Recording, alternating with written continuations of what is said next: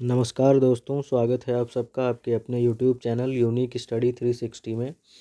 तो दोस्तों, आज हम डिस्कस करेंगे आपके साथ नर्वस सिस्टम यानी तंत्रिका तंत्र। तो सबसे पहले हम जानते हैं कि तंत्रिका तंत्र होता क्या है, तंत्रिका तंत्र की डेफिनेशन क्या है, तंत्रिका तंत्र का मतलब क्या होता है। पहले हम इस शब्द का मतलब समझें कि नर्वस सिस्टम जो है वो क्या है। तो नर्वस सिस्टम क्या है? The nervous system or the neural system is a complex network of neurons specialized to carry message। यानी ये जो हमारा नर्वस सिस्टम है एक न्यूरल सिस्टम जिसे कह लें, चाहे नर्वस सिस्टम के लिए कॉम्प्लेक्स नेटवर्क होता है न्यूरॉन्स का। ये क्या करता है? स्पेशली मैसेज को कैरी करता है। यानी जो नर्वस सिस्टम में क्या होता है, न्यूरॉन्स जो है केमिकल मैसेंजर की तरह काम करते हैं और उस मैसेंजर को बाई स्पाइनल कॉर्ड के जरिए हमारे ब्रेन तक पहुंचाते हैं। यानी सिग्नल देते हैं हमारे ब्रेन को कि ये स्पेसिफिक वर्क कंप्लीट करना है, तभी हमारा ब्रेन जो है उसके अकॉर्डिंग काम करता है। तो ये जो न्यूरॉन्स होते हैं ये केमिकल मैसेंजर की तरह काम करते हैं with the help of spinal cord. तो ये होता है नर्वस सिस्टम। या इसको ऐसे भी कहा जा सकता है कि जिस तंत्र के द्वारा शरीर के विभिन्न अंगों का नियंत्रण होता है और अंगों और वातावरण में सामंजस्य स्थापित होता है, उसे तंत्रिका तंत्र कहते हैं। इसे हिंदी में ऐसे समझा जा सकता है। फिर क्या था? Nervous system is a complex network of nerves and cells that carry message to and from the brain and spinal cord to various part of the body। यानी ये जो नर्वस सिस्टम है कॉम्प्लेक्स नेटवर्क है nerves यानी नसों का, sales यानी कोशिकाओं का। वो क्या करते? They carry message to and from the brain, यानी वो वहाँ से नर्व से ब्रेन को मैसेज भेजने का काम करती हैं वाया स्पाइनल कॉर्ड। शरीर के विभिन्न भागों तक स्पाइनल कॉर्ड के जरिए उस मैसेज को पहुँचाती हैं। तो उस सिस्टम को क्या कहते हैं? नर्वस सिस्टम कहते हैं। फिर नर्वस सिस्टम जो है दोस्तों वो दो प्रकार का होता है। एक सेंट्रल नर्वस सिस्टम होता है, ये made up of brain. Central nervous system में क्या होता है? ब्रेन और स्पाइनल कॉर्ड होते हैं। और फिर हमारा होता है peripheral nervous system. Peripheral system किससे बना होता है? ये made up of the somatic and autonomic nervous system. तो ये फिर जब अभी हम डिस्कस करेंगे फर्दर नर्वस सिस्टम का पार्ट, तब हम उसमें बताएंगे कि पेरीफेरल नर्वस सिस्टम क्या है और सोमैटिक नर्वस सिस्टम क्या है। आगे चढ़ते हैं। फिर इसमें होता क्या है कि ये जो हमारा नर्वस सिस्टम है ये कंट्रोल और कोऑर्डिनेशन एक्चुअली में बॉडी में कंट्रोल और कोऑर्डिनेशन करता कैसे है। जो हमारा तंत्रिका तंत्र जो है, तंत्रिका तंत्र के दो मुख्य भाग होते हैं। पहला क्या होता है? हमारा पहला होता है सेंट्रल नर्वस सिस्टम। इसमें क्या क्या होता है? इसमें हमारा होता है मस्तिष्क और मेरुरज्जु यानी ब्रेन और स्पाइनल कॉर्ड। और फिर दूसरा क्या होता है? फिर दूसरा होता है peripheral nervous system. Peripheral nervous system में क्या होता है? इसमें क्या क्रेनियल नर्व्स होती हैं और स्पाइनल नर्व्स होती हैं। क्रेनियल नर्व्स और स्पाइनल नर्व्स होती हैं। फिर एक होता है हमारा somatic nervous system. Somatic nervous system में क्या होता है? सोमैटिक नर्वस सिस्टम में क्या होता है? ये पैरामिडल अरेंजमेंट होता है और एक्स्ट्रा पैरामिडल अरेंजमेंट होता है। फिर हमारा आता है the autonomic nervous system. Autonomic nervous system में क्या होता है? उसमें होता है सिंपैथेटिक और पैरासिम्पैथेटिक। तो ये अब हम फर्दर डिस्कस करेंगे आपके साथ नर्वस सिस्टम को, तो सही से बताया जाएगा कि ये सब क्या होता है। जो कंट्रोल और कोऑर्डिनेशन करता है नर्वस सिस्टम, ये कंट्रोल और कोऑर्डिनेशन कैसे करता है? For survival an organism body must respond correctly to various stimulate receivers. यानी सर्वाइवर के लिए, एक ऑर्गेनिज्म के ज़िंदा रहने के लिए बॉडी एक रिस्पॉन्ड करती है करेक्टली, टाइम पे करेक्टली रिस्पॉन्ड करती है। जो वेरियस स्टिमुली, जो वेरियस फंक्शन होते हैं उनको रिसीव करती है। जब तक बॉडी हमारी कोई एक्सेप्टर रिसीवर नहीं होगा तब तक जो हमारे केमिकल मैसेंजर्स हैं वो स्पाइनल कॉर्ड के जरिए ब्रेन को कैसे मैसेज देंगे कि अब ये करना है। तो वही है कंट्रोल और कोऑर्डिनेशन। इसमें क्या होता है? इसमें सबसे पहले दोस्तों होता है स्टिमुलस। इसमें जो स्टिमुलस होता है, स्टिमुलस क्या करता है? स्टिमुलस का काम होता है एन एजेंट और sudden change in the external और internal environment which causes the change in organism और any of its body part. यानी ये जो स्टिमुलस होता है ये क्या करता है? ये उत्तेजित करता है, स्टिमुलेट करता है सडन चेंज को एक्सेप्ट करने के लिए, उस चेंज के अकॉर्डिंग मैसेज देना, केमिकल मैसेंजर तक पहुंचाना कि जो हमारी बॉडी में इंटरनल और एक्सटर्नल चेंजेस हो रहे हैं और बॉडी के किसी पार्ट में वो चेंज हो रहे हैं, तो उनके बीच में सामंजस्य बॉडी कैसे बिठाएगी और उसको कैसे एक्सेप्ट करेगी, कैसे अपने आप को उसके अकॉर्डिंग बनाएगी। तो स्टिमुलेट करने का काम स्टिमुलस करता है। उसके बाद क्या होता है? बॉडी हमारी क्या करती है? रिस्पॉन्स करती है। The change in the organism resulting from stimulus, यानी स्टिमुलस से जो मैसेज आया है उस मैसेज के अकॉर्डिंग हमारी बॉडी क्या करेगी? रिस्पॉन्स करेगी, तो वो रिजल्ट देगी। उसके बाद क्या होता है? रिसेप्टर्स। रिसेप्टर्स क्या होते हैं, जो स्टिमुलस ने जो अलर्ट किया उसके बाद बॉडी ने रिस्पॉन्स किया, बॉडी रिस्पॉन्स करेगी तो फिर कहाँ जाएगा, फिर सेल्स में जाएगा, नर्व्स में जाएगा। तो nerve cell which initiate waves of impulse toward, जो इम्पल्स आया है, जो मैसेज वहाँ से आया है, आवेग जो आया है, सेंट्रल नर्व सिस्टम तक पहुँचाएंगी। और रिसीविंग स्टिमुलस यानी स्टिमुलस से जो भी केमिकल मैसेज आया है, बॉडी रिस्पॉन्स करने के बाद नर्व सेल्स के जरिए नर्व्स तक पहुँचाएगी, फिर नर्व्स उस पर फर्दर एक्शन लेगा। फिर उसके बाद क्या होता है इफेक्ट, उसके बाद जब फर्दर एक्शन लेगा तो उसमें से इफेक्ट या जो रिजल्ट निकलेगा, इफेक्ट क्या निकलेगा उसमें से, उसके बारे में बताया गया है। फिर क्या है, मसल्स और ग्लैंड, मसल्स और ग्लैंड जो होती है हमारे शरीर में, विच कॉन्ट्रैक्ट और secrete substances are receiving an impulse from the brain और स्पाइनल कॉर्ड, यानी ब्रेन और स्पाइनल कॉर्ड से जो इम्पल्स आया है उसके अकॉर्डिंग जो हमारी ग्लैंड है, मसल्स हैं, काम करेंगी, तभी वो जो है पूरा एक्शन कंप्लीट होगा। तो ये स्टिमुलस, रिस्पॉन्स और रिसेप्टर इफेक्ट, ये चारों मिल के पहले स्टिमुलेट होता है, फिर रिस्पॉन्स देगी बॉडी, फिर उसको रिसेप्टर नर्व सेल्फ में जाएगा, उसको केमिकल मैसेंजर चेंज करेगा, पहुंचाएगा इफेक्ट में, फिर बॉडी इफेक्ट करेगी, उसका रिजल्टेंट निकालेगी। तो ये होता है कोऑर्डिनेशन और कंट्रोल उसका। फिर क्या होता है, function of nervous system. Nervous system के फंक्शन कौन कौन से होते हैं, तो नर्वस सिस्टम क्या करता है, keep us informed about the outside world through the sensory organ, यानी नर्वस सिस्टम हमें क्या बताता है, आउटसाइड वर्ल्ड के बारे को, हम वर्ल्ड के बारे में हमें महसूस कराता है, किससे, सेंसरी ऑर्गन से, जो सेंसरी ऑर्गन्स हैं, सेंस हम जिससे करते हैं उनके थ्रू। फिर क्या होता है, control and harmonise all voluntary muscular activities, example running and, यानी जो भी मस्कुलर एक्टिविटीज़ होती हैं, वॉलंटरी एक्टिविटीज होती हैं, उनको कंप्लीट करने में सहायता करता है, जैसे रनिंग हो गई, हमारा दौड़ना, लिखना हो गया।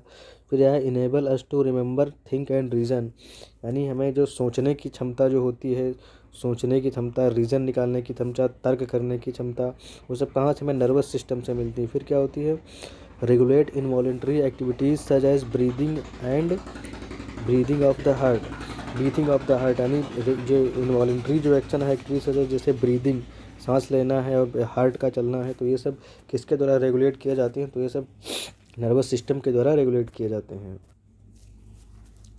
और ये जो हमारा ब्रेन है और जो हमारी स्पाइनल कॉर्ड है, ये दोनों शरीर के मध्य भाग में स्थित होते हैं। ये जो हमारा ब्रेन है और स्पाइनल कॉर्ड जो है, स्पाइनल कॉर्ड जो ये शरीर के मध्य भाग में स्थित होते हैं।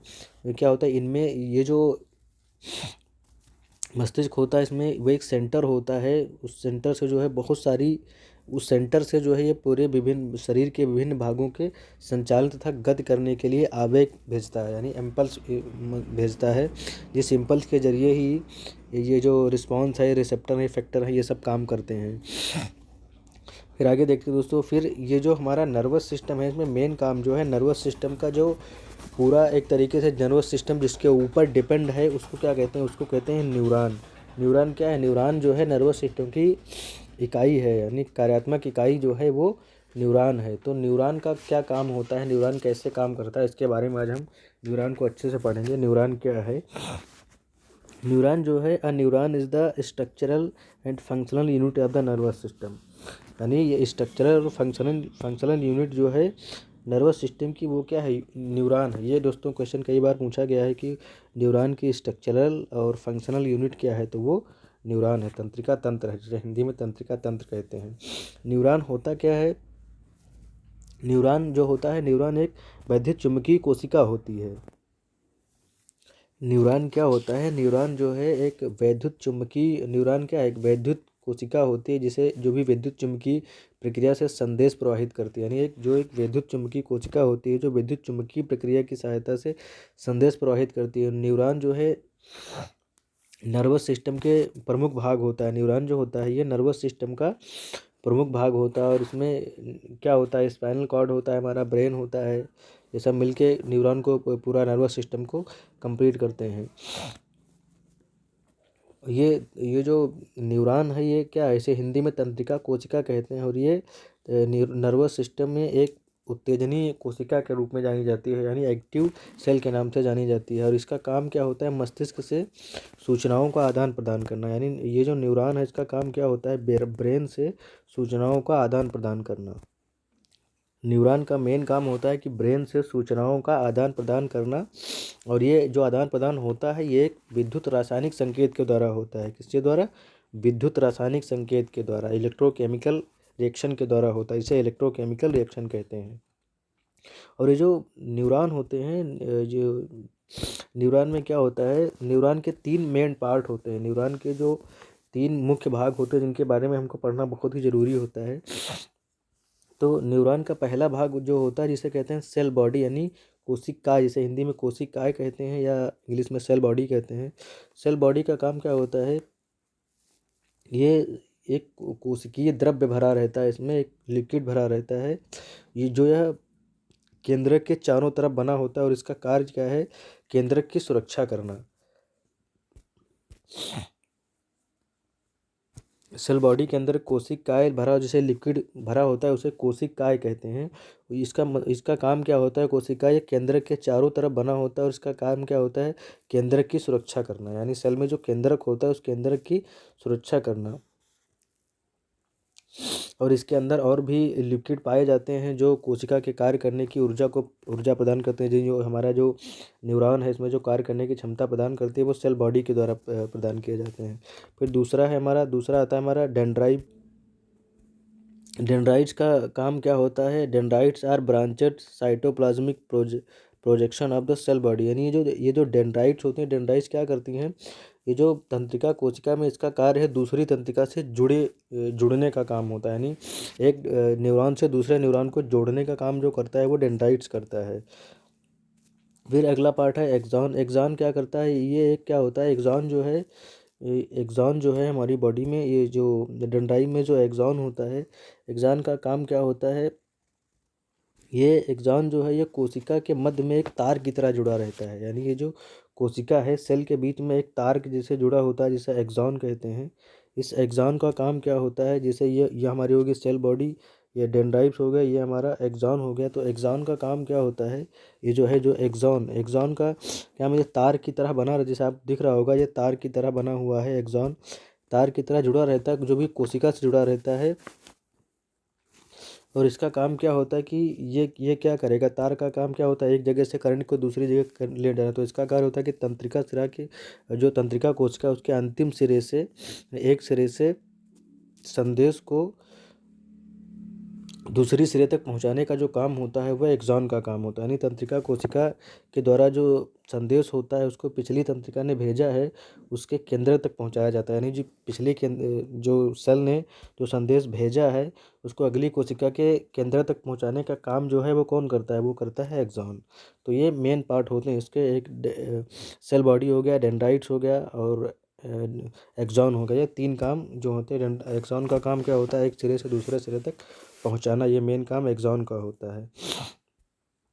फिर एक होता है इसमें सिनेप्स। सिनेप्स का काम क्या होता है, सिनेप्स जो होता है, synapse is the point of contact between the terminal branches of the axon. Synapse होता क्या, सिनेप्स ये जो होता है ये एक कांटेक्ट पॉइंट होता है, दो न्यूरॉन के बीच का कांटेक्ट पॉइंट होता है जहाँ से एक न्यूरॉन दूसरे न्यूरॉन को एक इन्फॉर्मेशन पास करता है। जहाँ से एक न्यूरॉन दूसरे न्यूरॉन को इन्फॉर्मेशन पास करेगा, उसके वो जो पॉइंट होता है उस पॉइंट को हम सिनेप्स कहते हैं, उस पॉइंट को हम सिनेप्स कहते हैं। Axon terminals of neuron and the dendrites of another neuron are separated by a fine gap। जो दो न्यूरॉन्स के बीच में जो फाइन गैप होता है उसे सिनेप्टिक, उसे क्या कहते हैं, उसे सिनेप्टिक कहते हैं। क्या कहते हैं उसे, उसे कहते हैं सिनेप्टिक लेफ्ट। न्यूरॉन के बीच का जो गैप होता है उसे सिनेप्टिक लेफ्ट कहते हैं। दोस्तों ये जो हमारी बॉडी जो होती है, हमारी बॉडी में जो है लगभग अप्रॉक्सीमेट 1 अरब न्यूरॉन, मस्तिष्क जो है हमारे मस्तिष्क में लगभग 1 अरब न्यूरॉन्स पाए जाते हैं। हमारी मस्तिष्क में लगभग 1 अरब न्यूरॉन्स होते हैं। और न्यूरॉन्स करते हैं कि न्यूरॉन्स हमारी बॉडी को बिजली और रासायनिक संकेतों के माध्यम से अन्य तंत्रिका कोशिका या मांसपेशियों को सूचना भेजते हैं। यानी न्यूरॉन जो है इस सूचना भेजने का मेन काम होता है।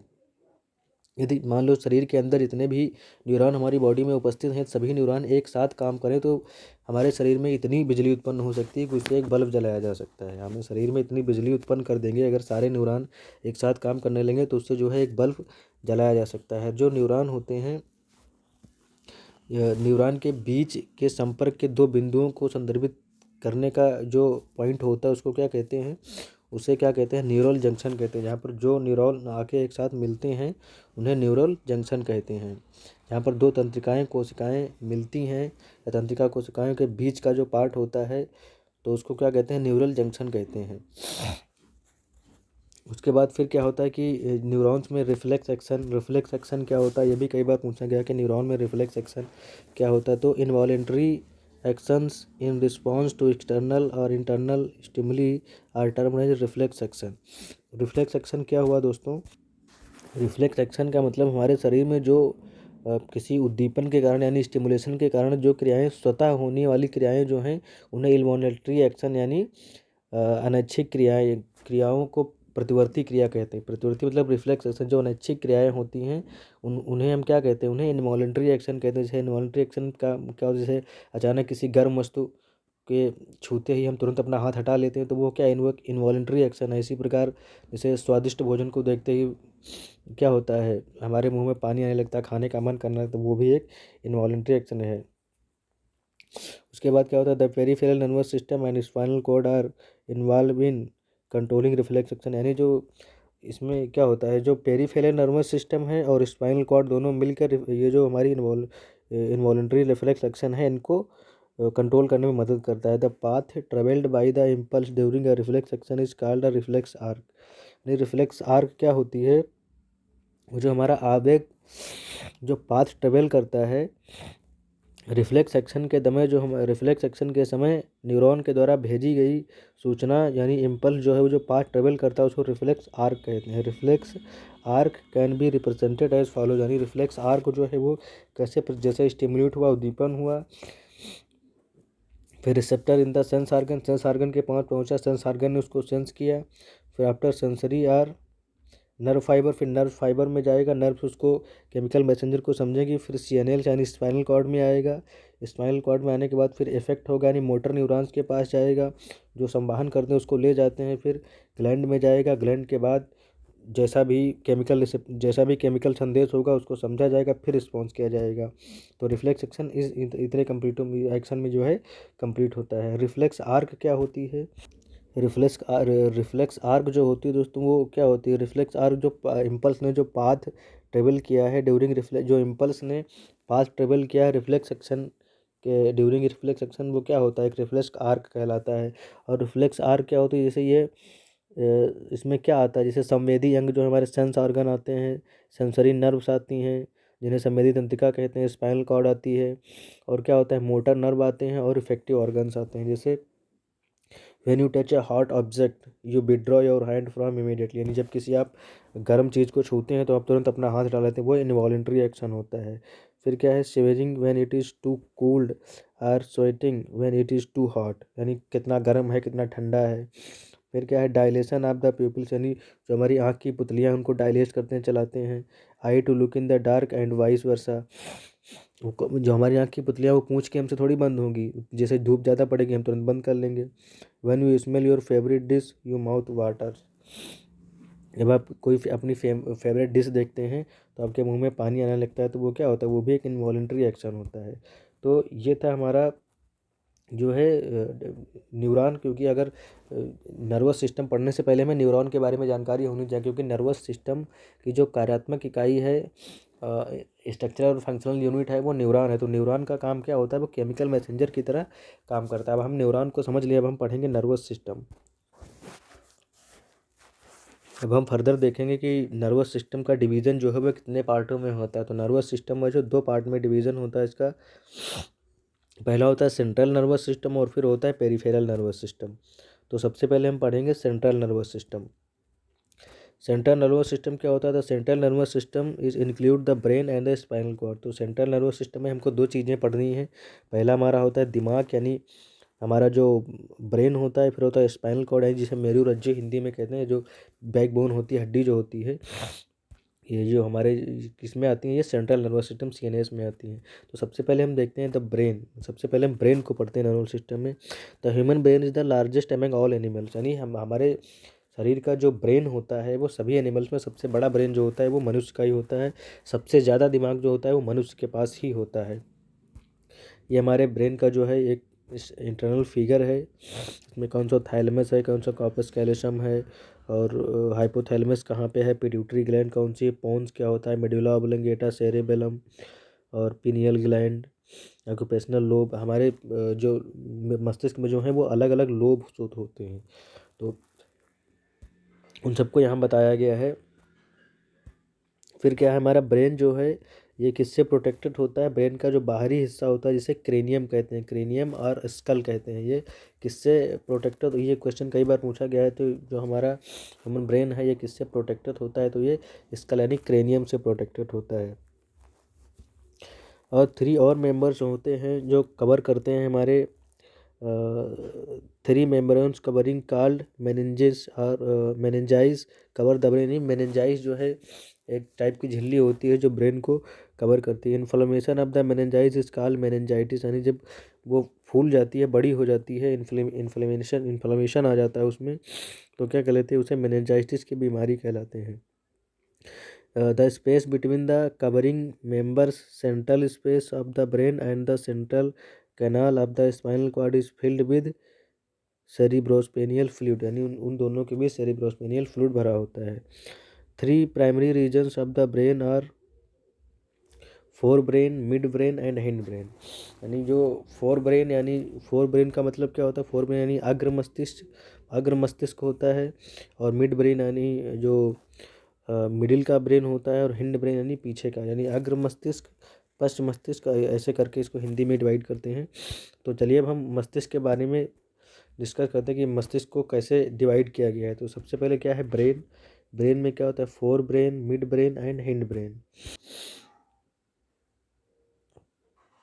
तो सबसे पहले अब हम डिस्कस करेंगे अपना जो हमारा जो ब्रेन है, ब्रेन में फोर ब्रेन, मिड ब्रेन और हिंड ब्रेन, यानी अग्र मस्तिष्क, मध्य मस्तिष्क और पश्च मस्तिष्क। तो जो हमारा ब्रेन है, फोर ब्रेन है, उसमें क्या आएगा, सेरेब्रम, डायनसेफलन, थैलेमस और hypothalamus.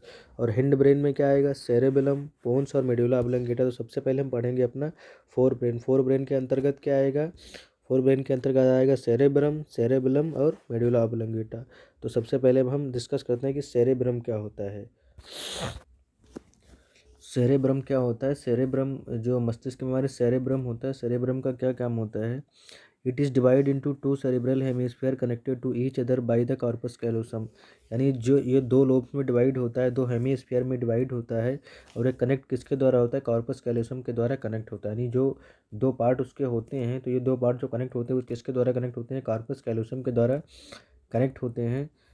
The walls have outer cortex and inner medulla, यानी इसमें जो वॉल होती है उसको वो आउटर कॉर्टेक्स और इनर मेड्यूला कहते हैं। The cortex contain cell body and the neuron and is greyish in colour, hence it is called grey matter. यानी जो कॉर्टेक्स होते हैं, ये कॉर्टेक्स बॉडी के में जो न्यूरॉन के द्वारा पहुंचते हैं वहाँ जुड़े होते हैं, और ये ग्रे कलर के द्वारा इन्हें क्या कहते हैं, ग्रे मैटर कहते हैं। The medulla consist of axons of the nerve fibre and is called white matter. इसके अंदर जो एक्सॉन पाए जाते हैं उन्हें क्या कहते हैं, उन्हें वाइट मैटर कहते हैं। फिर क्या होता है, हमारा सेरेबेलम होता है। सेरेबेलम क्या करता है, it is located at the base of the cerebrum. जो सेरेबेलम जो होता है, जो सेरेब्रम के बेस में लोकेटेड होता है। इट हैज़ न्यूमरस फाइब्रस में पाया जाता है। इसके बाद क्या होता है, इसके बाद होता है medulla oblongata. It is located at the base of skull, ये खोपड़ी के स्कल में होता है। इट इज़ रफली ट्रायंगुलर या ट्रायंगुलर साइड का होता है। It continues behind the brain at the spinal cord के पास में होता है। Injury to the medulla oblongata result in this, अगर मेडुला ऑब्लोंगेटा में चोट लग जाती है तो आदमी की डेथ हो जाती है। उसके बाद क्या होता है उसके बाद आता है स्पाइनल कॉर्ड। तो सबसे पहले अब हम थोड़ा डिस्कस कर लेते हैं अपने ब्रेन के बारे में, थोड़ा और अंदर की बातें ब्रेन के बारे में जान लेते हैं। जो हमारा ब्रेन होता है, ब्रेन का जो पहला भाग होता है जिसे सेरेब्रम, अग्र मस्तिष्क, जिसे जो अग्र मस्तिष्क जो होता है जो प्रमस्तिष्क और डायनोसेफेलान से बना होता है, यानी सेरेब्रम और डायनोसेफेलान से बना होता है।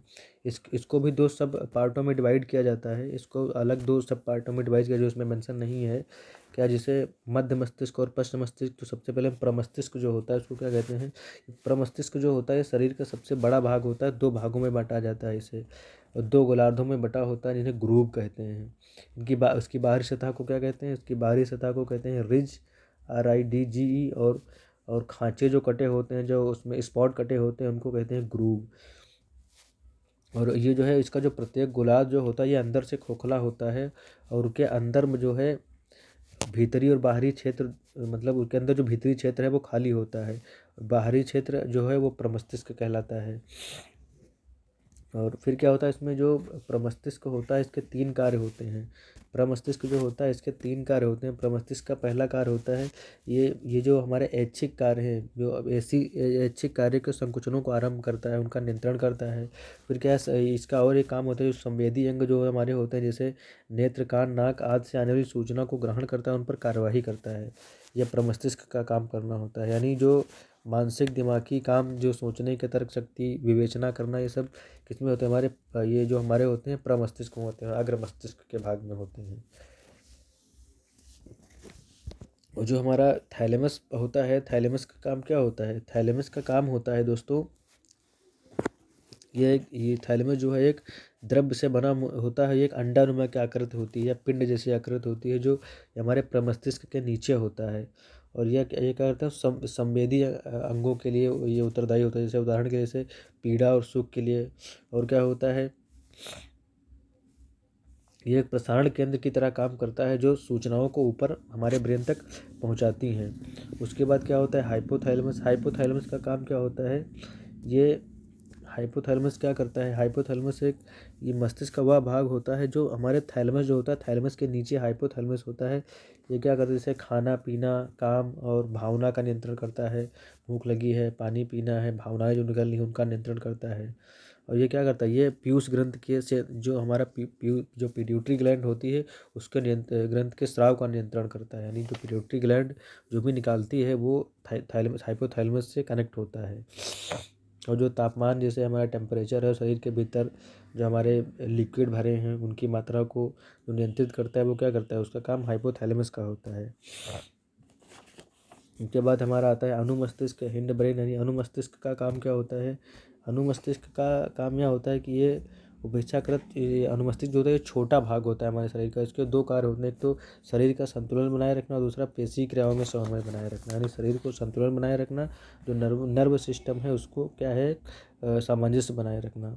और फिर हमारा क्या आता है, उसके बाद हमारा आता है मेड्यूला ऑब्लंगेटा। मेड्यूला ऑब्लंगेटा का काम क्या होता है, ये मेड्यूला ऑब्लंगेटा जो है ये शरीर हमारे जो ये मस्तिष्क होता है इसका अंतिम भाग होता है, जो हमारे स्पाइनल कॉर्ड से जुड़ा होता है। मेडुला ऑब्लंगेटा जो होता है ये अंतिम भाग होता है हमारे ब्रेन का, और जो स्पाइनल कॉर्ड से जुड़ा रहता है, मेरुरज्जु से जुड़ा होता है। और मेडुला ऑब्लंगेटा का बेसिकली काम क्या होता है, जैसे हम सांस लेते हैं, खांसते हैं, निगलते हैं आदि का केंद्र होता है। यानी उनको जो है कंप्लीट करता है। या जैसे हमारे जो हार्ट रेट है और आहार नाल में जो क्रमानुकुचन होता है, उन सब क्रियाओं को, अनैच्छिक क्रियाओं का नियंत्रण करता है। हमारे शरीर में जो है ग्रंथियाँ भी पाई जाती हैं, ग्रंथियों के बारे में हमने आपको पढ़ा दिया है। अब इसके बाद हमारा जो नर्वस सिस्टम में पार्ट आएगा, उसके बाद जो नेक्स्ट पार्ट आएगा वो आएगा जो हमारा है स्पाइनल कॉर्ड। स्पाइनल कॉर्ड यानी जो मेरुरज्जु होती है, जिसे हिंदी में मेरुरज्जु कहते हैं। ये स्पाइनल कॉर्ड का काम क्या होता है, ये जो हमारी मेरुरज्जु होती है, मेरुरज्जु मस्तिष्क के मेडुला ऑब्लंगेटा से आरंभ होती है। ये जो हमारा मेडुला ऑब्लंगेटा है यहाँ से स्टार्ट होती है,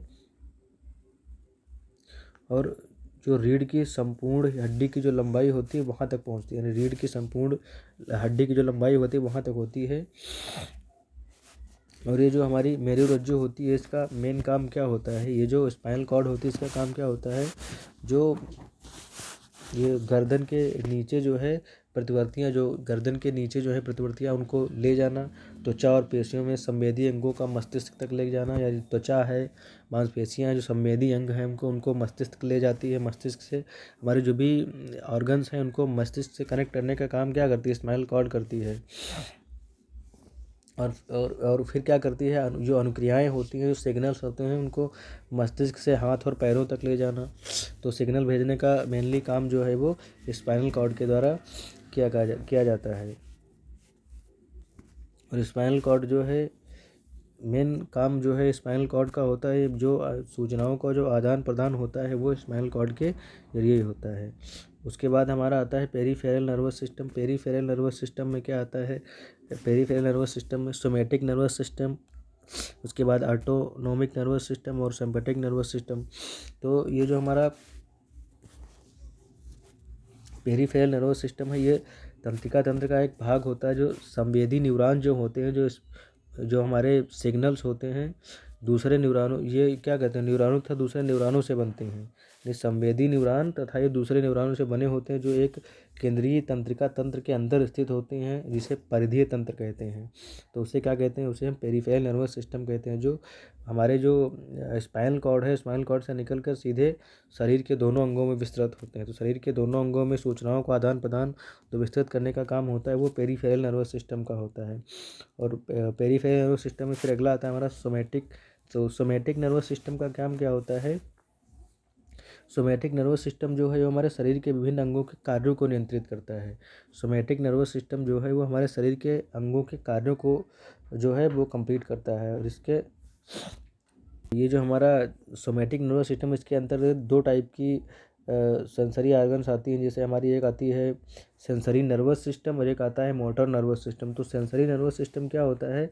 सेंसरी नर्वस सिस्टम का होता है जो यह तंत्र क्या करता है, जो संवेदी अंग होते हैं, संवेदी अंगों से जो मेरुरज्ज तक पहुंचाती है, जो संवेदी अंगों से मेरुरज्ज तक जो फोन्स या सिग्नल जो पहुंचाना होता है, वो काम हमारा कौन करता है? वो सोमैटिक नर्वस सिस्टम करता है। अब मोटर नर्वस सिस्टम क्या होता है? ये हमारी जो तंत्रिकाएं होती हैं और हमारा जो ब्रेन होता है, तो तंत्रिकाओं और ब्रेन से जो मेरुरज्ज से उत्पन्न संदेश जो होते हैं, उनके क्राइनवेन में जो काम करता है, वो हमारा क्या करता है? मोटर नर्वस सिस्टम कहता है। यानी आदान प्रदान का काम जो है वो मोटर नर्वस सिस्टम का होता है। फिर आता है ऑटोनोमस नर्वस सिस्टम।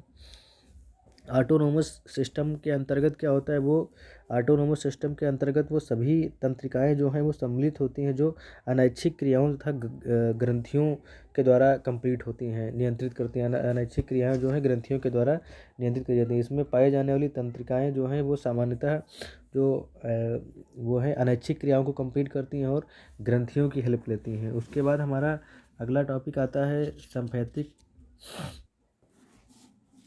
उसके बाद हमारा आता है सिम्पैथिक नर्वस सिस्टम, यानी अनुकंपी तंत्रिका तंत्र। तो ये अनुकंपी तंत्रिका तंत्र क्या होता है?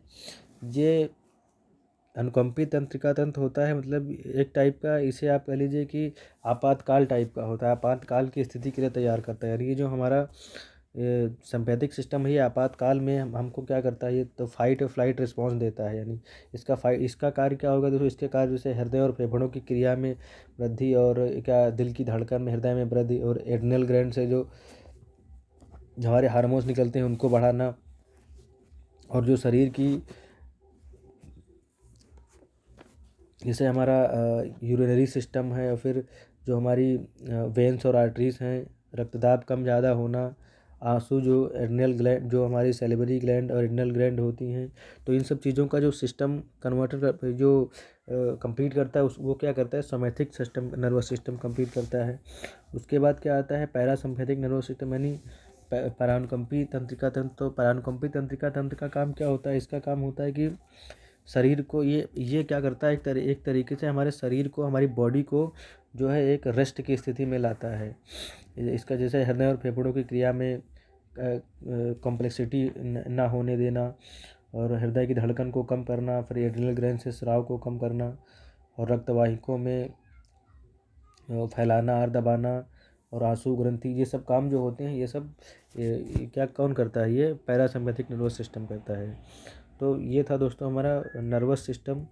अब नर्वस ये बेसिकली ये जो हमने आपको आज क्लास ली, हमने आपको जो ब्रेन पढ़ाया है, वो ब्रेन जो है पूर्णतः नहीं पढ़ाया गया है। वो ब्रेन सिर्फ नर्वस सिस्टम में ब्रेन के कौन कौन से पार्ट हैं, वो कैसे काम करते हैं, ये बताया गया है। फिर नेक्स्ट क्लास में हम आपके साथ जो है एक सेपरेट लेक्चर लिया जाएगा, जिसमें ब्रेन को फिर से डिस्कस किया जाएगा, क्योंकि इसमें हमने जो ब्रेन पढ़ा है वो नर्वस सिस्टम के पॉइंट ऑफ व्यू से पढ़ा है। अगले क्लास में हम सिर्फ ब्रेन को डिस्कस करेंगे, फिर आप कायदे से पढ़ेंगे मेडुला ऑब्लंगेटा और कौन सा कहाँ क्या होता है, ये सब बताया जाएगा। तो अगर दोस्तों वीडियो अच्छा लगा हो तो वीडियो को लाइक और चैनल को सब्सक्राइब ज़रूर करें। मिलते हैं नेक्स्ट डे नेक्स्ट टॉपिक के साथ, तब तक के लिए जय हिंद।